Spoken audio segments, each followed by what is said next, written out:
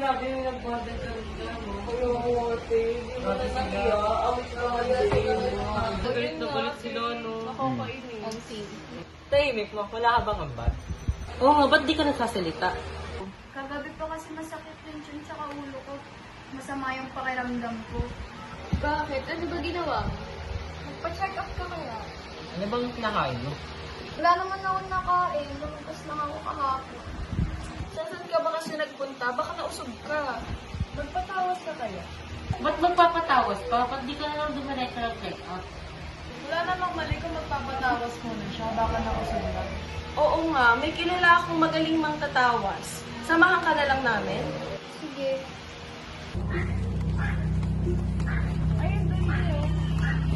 Sure ba kayo dito? Oo, kilala naman yun na magtatawas eh. Tao po. Sino po sila? Nandiyan po ba yung magtatawas? Narito po si Tatang Joseph. Pasok po kayo. Tatang Joseph!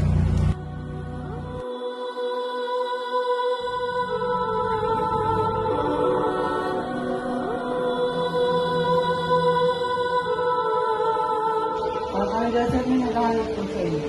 Bakit mo? Sino yung mga kasama mo? Tatang Joseph, magpapatawas lang po yung kaibigan ko. Sige, maupo kayo. Nasa ba kayo dito? Ano ba yung naalala mo? Umupo na tayo.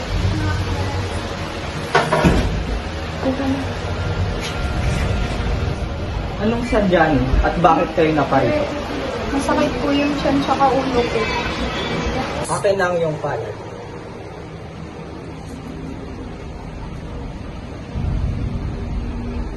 Noy, kunin mo ang aking gamit.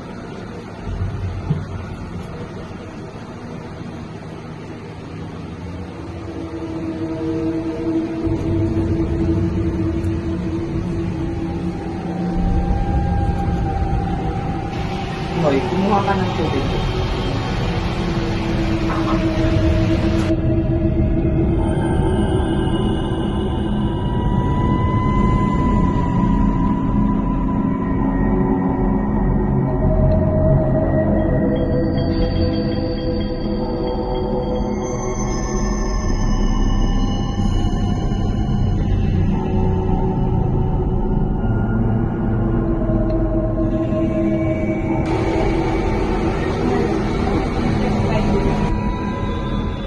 Nausog ka.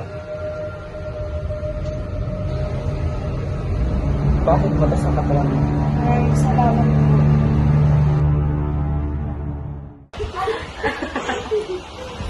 Bala kayo.